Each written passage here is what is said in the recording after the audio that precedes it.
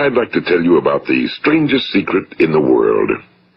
Some years ago, the late Nobel Prize-winning Dr. Albert Schweitzer was being interviewed in London, and a reporter asked him, "Doctor, what's wrong with men today?" And the great doctor was silent a moment, and then he said, "Men simply don't think."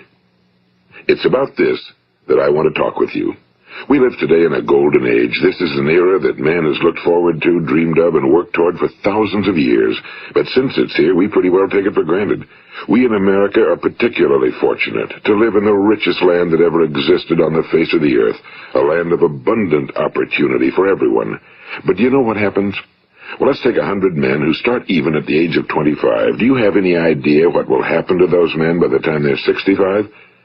These 100 men who all start even at the age of 25 believe they're going to be successful. If you ask any one of these men if he wanted to be a success, he'd tell you he did. And you'd notice that he was eager toward life, that there was a certain sparkle to his eye, an erectness to his carriage, and life seemed like a pretty interesting adventure to him. But by the time they're 65, 1 will be rich. 4 will be financially independent. 5 will still be working. 54 will be broke. Now think a moment. Out of the 100, only 5 make the grade. Now why do so many fail? What has happened to the sparkle that was there when they were 25? What's become of the dreams, the hopes, the plans? And why is there such a large disparity between what these men intended to do and what they actually accomplished? When we say about 5% achieve success, we have to define success. And here's the best definition I've ever been able to find. Success is the progressive realization of a worthy ideal. If a man is working toward a predetermined goal and knows where he's going, that man is a success. If he's not doing that, he's a failure. Success is the progressive realization of a worthy ideal. Rollo May, the distinguished psychiatrist, wrote a wonderful book called Man's Search for Himself. And in this book he says, the opposite of courage in our society is not cowardice. It is conformity. And there you have the trouble today. It's conformity, people acting like everyone else without knowing why, without knowing where they're going. Now think of it. In America right now, there are over 18 million people 65 years of age and older. And most of them are broke. They're dependent on someone else for life's necessities.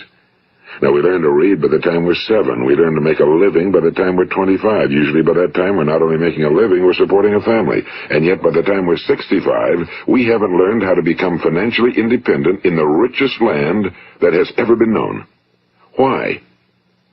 We conform. And the trouble is that we're acting like the wrong percentage group, the 95 who don't succeed.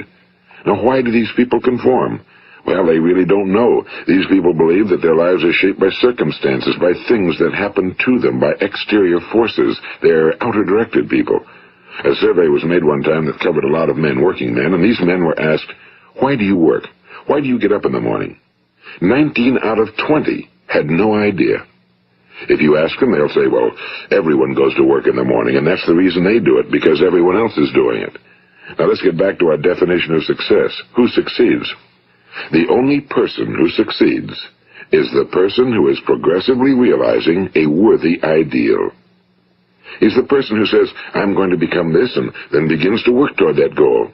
I'll tell you who the successful people are. A success is the school teacher who's teaching school because that's what he or she wants to do. The success is the woman who's a wife and mother because she wanted to become a wife and mother and is doing a good job of it. The success is the man who runs the corner gas station because that was his dream. That's what he wanted to do. The success is the successful salesman who wants to become a top-notch salesman and grow and build with his organization. A success is anyone who is doing deliberately a predetermined job because that's what he decided to do deliberately. But only 1 out of 20 does that. That's why today there isn't really any competition unless we make it for ourselves. Instead of competing, all we have to do is create. You know, for 20 years, I looked for the key which would determine what would happen to a human being. Was there a key I wanted to know which would make the future a promise that we could foretell to a large extent? Was there a key that would guarantee a person's becoming successful if he only knew about it and knew how to use it? Well, there is such a key, and I've found it. Have you ever wondered why so many men work so hard and honestly without ever achieving anything in particular, and others don't seem to work hard and yet seem to get everything? They seem to have the magic touch. You've heard them say that about someone. Everything he touches turns to gold. And have you ever noticed that a man who becomes successful tends to continue to become successful? And on the other hand, have you noticed how a man who's a failure tends to continue to fail? Well, it's because of goals. Some of us have goals, some don't. People with goals succeed because they know where they're going. It's that simple. Think of a ship leaving a harbor, and think of it with the complete voyage mapped out and planned. The captain and crew know exactly where it's going and how long it'll take. It has a definite goal. Now, 9,999 times out of 10,000, it will get to where it started out to get. Now let's take another ship, just like the first, only let's not put a crew on it or a captain at the helm. Let's give it no aiming point, no goal, no destination. We just start the engines and let it go. I think you'll agree with me that if it gets out of the harbor at all, it will either sink or wind up on some deserted beach, a derelict. It can't go anyplace because it has no destination and no guidance, and it's the same with a human being. Take the salesman, for example. There's no other person in the world today with the future of a good salesman. Selling is the world's highest paid profession, if we're good at it, and if we know where we're going. Every company needs top-notch salesmen, and they reward those men. The sky's the limit for them. But how many can you find? Someone once said the human race is fixed, not to prevent the strong from winning, but to prevent the weak from losing. The American economy today can be likened to a convoy in time of war. The entire economy is slowed down to protect its weakest link, just as the convoy had to go at the speed that would permit its slowest vessel to remain in formation. That's why it's so easy to make a living today. It takes no particular brains or talent to make a living and support a family today. So we have a plateau of so-called security, if that's what a person's looking for. But we do have to decide how high above this plateau we want to aim. Now let's get back to the strangest secret in the world, the story that I wanted to tell you today. Why do men with goals succeed in life and men without them fail? Well, let me tell you something which, if you really understand it, will alter your life immediately. If you understand completely what I'm going to tell you from this moment on, your life will never be the same again. You will suddenly find that good luck just seems to be attracted to you. The things you want just seem to fall in line, and from now on you won't have the problems, the worries, the gnawing lump of anxiety that perhaps you've experienced before. Doubt, fear, well, they'll be things of the past. Here's the key to success and the key to failure. We become what we think about. Now let me say that again. We become what we think about. Throughout all history, the great wise men and teachers, philosophers and prophets have disagreed with one another on many different things. It's only on this one point that they are in complete and unanimous agreement. Listen to what Marcus Aurelius, the great Roman emperor, said. A man's life is what his thoughts make of it. Disraeli said this. Everything comes if a man will only wait. I've brought myself by long meditation to the conviction that a human being with a settled purpose must accomplish it, and that nothing can resist a will that will stake even existence for its fulfillment. Ralph Waldo Emerson said this, a man is what he thinks about all day long.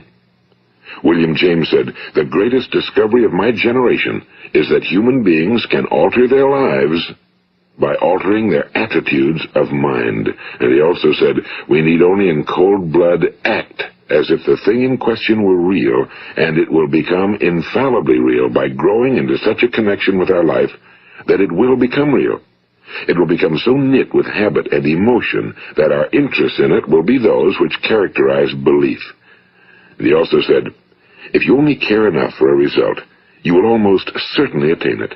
If you wish to be rich, you will be rich. If you wish to be learned, you will be learned.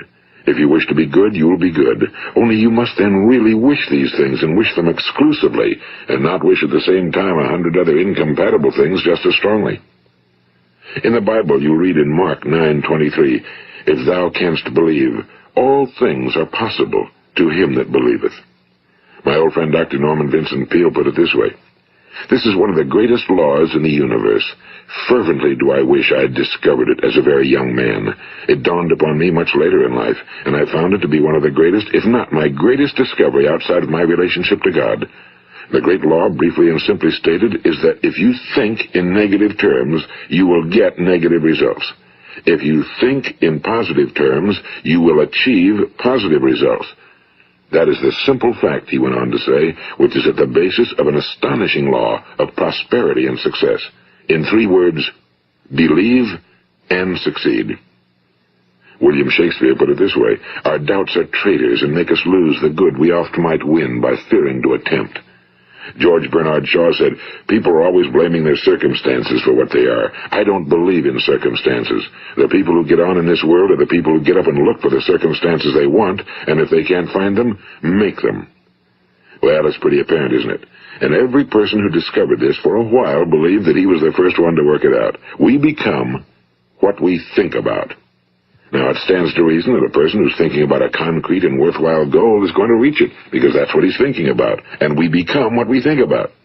Conversely, the man who has no goal, who doesn't know where he's going, and whose thoughts must therefore be thoughts of confusion and anxiety and fear and worry, becomes what he thinks about. His life becomes one of frustration and fear and anxiety and worry. And if he thinks about nothing, he becomes nothing. Now, how does it work? Why do we become what we think about? Well, I'll tell you how it works as far as we know. Now, to do this, I want to tell you about a situation that parallels the human mind. Suppose a farmer has some land, and it's good fertile land. Now, the land gives the farmer a choice. He may plant in that land whatever he chooses. The land doesn't care. It's up to the farmer to make the decision. Now, remember, we're comparing the human mind with the land because the mind, like the land, doesn't care what you plant in it. It will return what you plant, but it doesn't care what you plant. Now, let's say that the farmer has 2 seeds in his hand. One is a seed of corn. The other is nightshade, a deadly poison. He digs 2 little holes in the earth, and he plants both seeds, one corn, the other nightshade. He covers up the holes, waters, and takes care of the land, and what will happen? Invariably, the land will return what's planted. As it's written in the Bible, as ye sow, so shall ye reap. Now remember, the land doesn't care. It'll return poison in just as wonderful abundance as it will corn. So up come the 2 plants, one corn, one poison. Now, the human mind is far more fertile, far more incredible and mysterious than the land, but it works the same way. It doesn't care what we plant. Success, failure. A concrete, worthwhile goal, or confusion. Misunderstanding, fear, anxiety, and so on. But what we plant, it must return to us. You see, the human mind is the last great unexplored continent on Earth. It contains riches beyond our wildest dreams. It will return anything we want to plant. Now, you might say, well, if that's true, why don't people use their minds more? Well, I think they figured out an answer to that one, too. Our mind comes as standard equipment at birth. It's free, and things that are given to us for nothing we place little value on. Things that we pay money for, we value. The paradox is that exactly the reverse is true. Everything that's really worthwhile in life came to us free. Our minds, our souls, our bodies, our hopes, our dreams, our ambitions, our intelligence, our love of family and children and friends and country, all these priceless possessions are free. But the things that cost us money are actually very cheap and can be replaced at any time. A good man can be completely wiped out and make another fortune. He can do that several times. Even if our home burns down, we can rebuild it. But the things we got for nothing, we can never replace. The human mind isn't used because we take it for granted. Familiarity breeds contempt. It can do any kind of job we assign to it, but generally speaking, we use it for little jobs instead of big, important ones. Universities have proved that most of us are operating on about 10% or less of our abilities. So decide now, what is it you want? Plant your goal in your mind. It's the most important decision you'll ever make in your entire life. What is it you want? Do you want to be an outstanding salesman? A better worker at your particular job? Do you want to go places in your company? In your community? Do you want to get rich? All you've got to do is plant that seed in your mind, care for it, work steadily toward your goal, and it will become a reality. It not only will, there's no way that it cannot. You see, that's a law, like the laws of Sir Isaac Newton, the laws of gravity. If you get on top of a building and jump off, you'll always go down. You'll never go up, and it's the same with all the other laws of nature. They always work. They're inflexible. Think about your goal in a relaxed, positive way. Picture yourself in your mind's eye as having already achieved this goal. See yourself doing the things you will be doing when you've reached your goal. Ours has been called the phenobarbital age, the age of ulcers and nervous breakdowns and tranquilizers, at a time when medical research has raised us to a new plateau of good health and longevity. Far too many of us worry ourselves into an early grave, trying to cope with things in our own little personal ways, without learning a few great laws that will take care of everything for us. These things we bring on ourselves through our habitual way of thinking. Every one of us is the sum total of his own thoughts. He is where he is because that's exactly where he really wants to be, whether he'll admit that or not. Each of us must live off the fruit of his thoughts in the future, because what you think today and tomorrow, next month and next year, will mold your life and determine your future. You're guided by your mind. I remember one time I was driving through eastern Arizona, and I saw one of those giant earth-moving machines roaring along the road at about 35 miles an hour with what looked like 30 tons of dirt in it. A tremendous, incredible machine, and there was a little man perched way up on top with the wheel in his hands guiding it. And as I drove along, I was struck by the similarity of that machine to the human mind. Just suppose you're sitting at the controls of such a vast source of energy. Are you going to sit back and fold your arms and let it run itself into a ditch? Or are you going to keep both hands firmly on the wheel and control and direct this power to a specific, worthwhile purpose? It's up to you. You're in the driver's seat. You see, the very law that gives us success is a two-edged sword. We must control our thinking. The same rule that can lead a man to a life of success, wealth, happiness, and all the things he ever dreamed of for himself and his family. That very same law can lead him into the gutter. It's all in how he uses it, for good or for bad. This is the strangest secret in the world. Now, why do I say it's strange, and why do I call it a secret? Actually, it isn't a secret at all. It was first promulgated by some of the earliest wise men, and it appears again and again throughout the Bible, but very few people have learned it, understand it. That's why it's strange, and why, for some equally strange reason, it virtually remains a secret. I believe that you could go out and walk down the main street of your town and ask one man after another what the secret of success is, and you probably wouldn't run into one man in a month who could tell you. Now, this information is enormously valuable to us if we really understand it and apply it. It's valuable to us not only for our own lives, but the lives of those around us, our families, employees, associates, and friends. Life should be an exciting adventure. It should never be a bore. A man should live fully, be alive. He should be glad to get out of bed in the morning. He should be doing a job he likes to do because he does it well. One time I heard Grove Patterson, the great late editor-in-chief of the Toledo Daily Blade, make a speech, and as he concluded his speech, he said something I've never forgotten. He said, "My years in the newspaper business have convinced me of several things. Among them, that people are basically good, and that we came from someplace, and we're going someplace. So we should make our time here an exciting adventure. The architect of the universe didn't build a stairway leading nowhere." And the greatest teacher of all, the carpenter from the plains of Galilee, gave us the secret time and time again. As ye believe, so shall it be done unto you. I've explained the strangest secret in the world and how it works. Now, on this side, I want to explain how you can prove to yourself the enormous returns possible in your own life by putting this secret to a practical test. I want you to make a test that will last 30 days. It isn't going to be easy, but if you'll give it a good try, it will completely change your life for the better. Now, back in the 17th century, Sir Isaac Newton, the English mathematician and natural philosopher, gave us some natural laws of physics which apply as much to human beings as they do to the movement of bodies in the universe. And one of these laws is that for every action, there is an equal and opposite reaction. Simply stated, as it applies to you and me, it means we can achieve nothing without paying the price. The results of your 30-day experiment will be in direct proportion to the effort you put forth. To be a doctor, you must pay the price of long years of difficult study. To be successful in selling, and remember that each of us succeeds to the extent of his ability to sell. Selling our families on our ideas, selling education in schools, selling our children on the advantages of living the good and honest life, selling our associates and employees on the importance of being exceptional people. To, of course, the profession of selling itself. But to be successful in selling our way to the good life, we must be willing to pay the price. Now, what is that price? Well, it's many things. First, it's understanding emotionally, as well as intellectually, that we literally become what we think about, that we must control our thoughts if we're to control our lives. It's understanding fully that as ye sow, so shall ye reap. Second, it's cutting away all fetters from the mind and permitting it to soar as it was divinely designed to do. It's the realization that your limitations are self-imposed and that the opportunities for you today are enormous beyond belief. It's rising above narrow-minded pettiness and prejudice.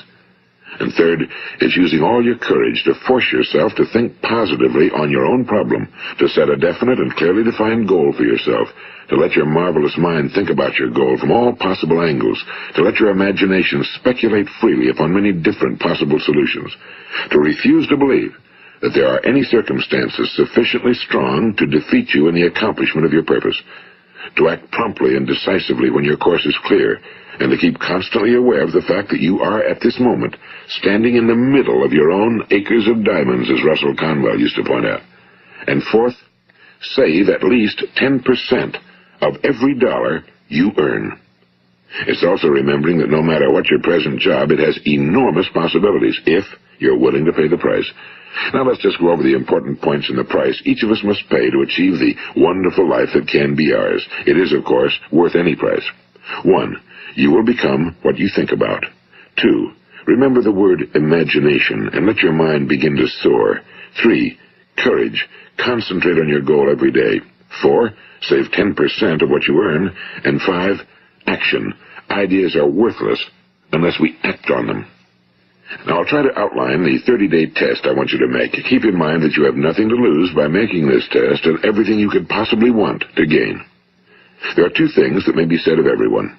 Each of us wants something, and each of us is afraid of something. I want you to write on a card what it is you want more than anything else.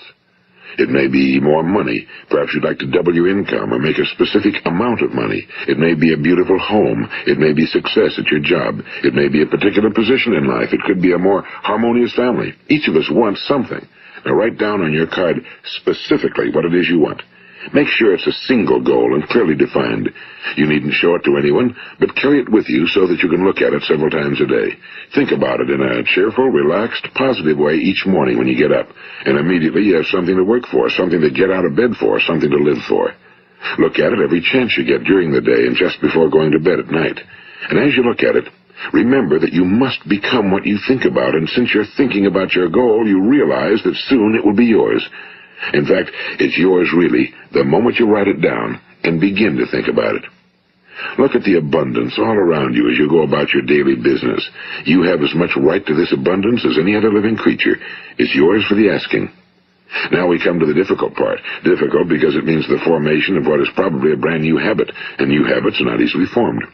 Once formed, however, it will follow you for the rest of your life. Stop thinking about what it is you fear. Each time a fearful or negative thought comes into your consciousness, replace it with a mental picture of your positive and worthwhile goal. And there will come times when you'll feel like giving up. It's easier for a human being to think negatively than positively. That's why only 5% are successful. You must begin now to place yourself in that group. For 30 days, you must take control of your mind. It will think about only what you permit it to think about.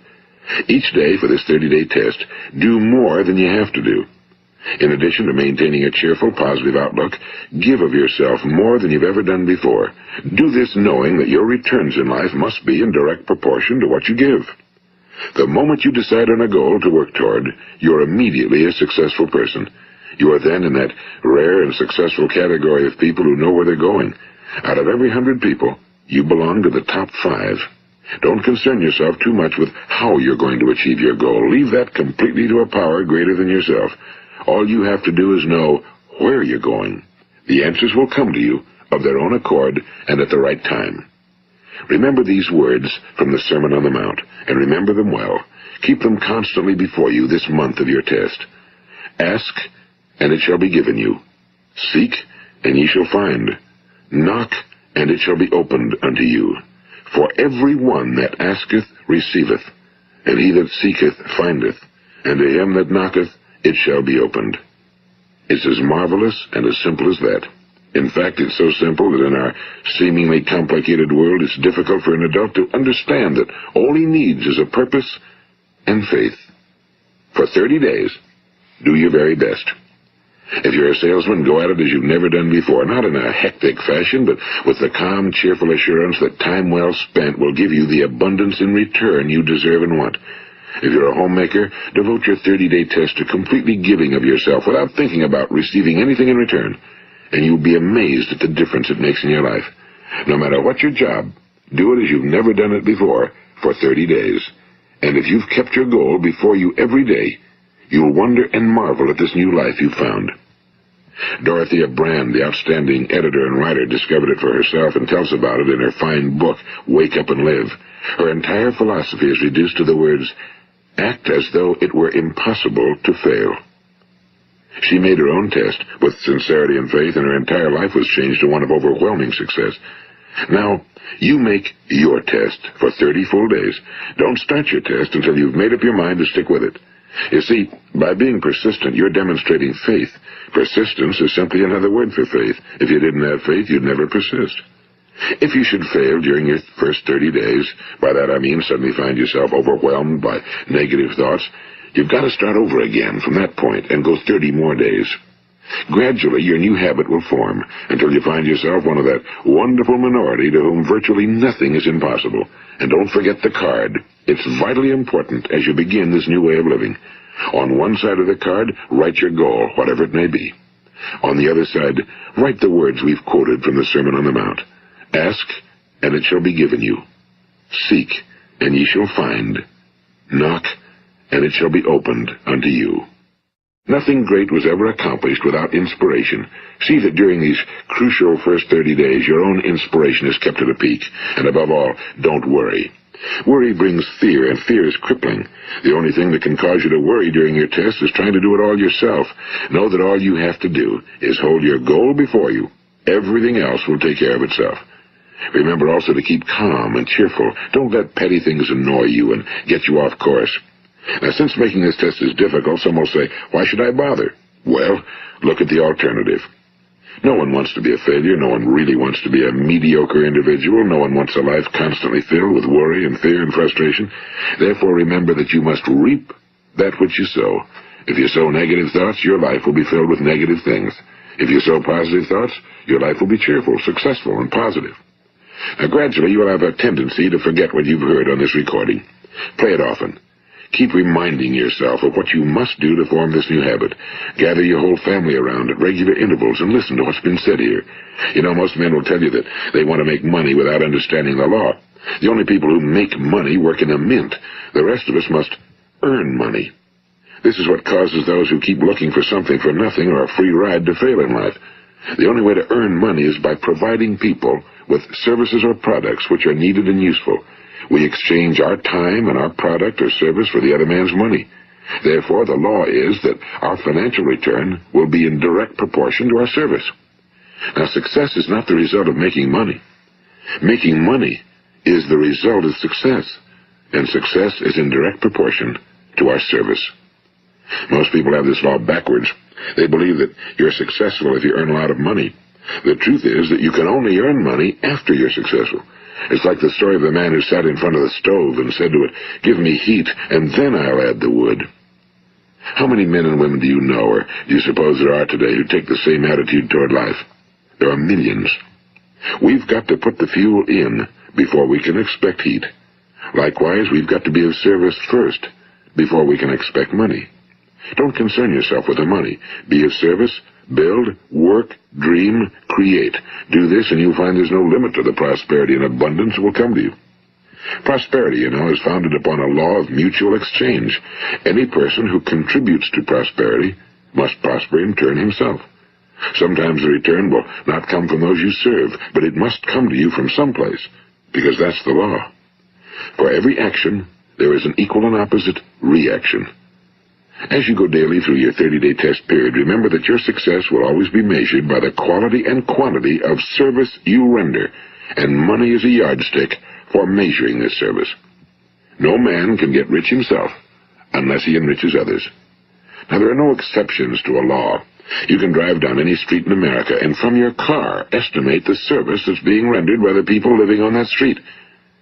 Had you ever thought of this yardstick before? It's interesting.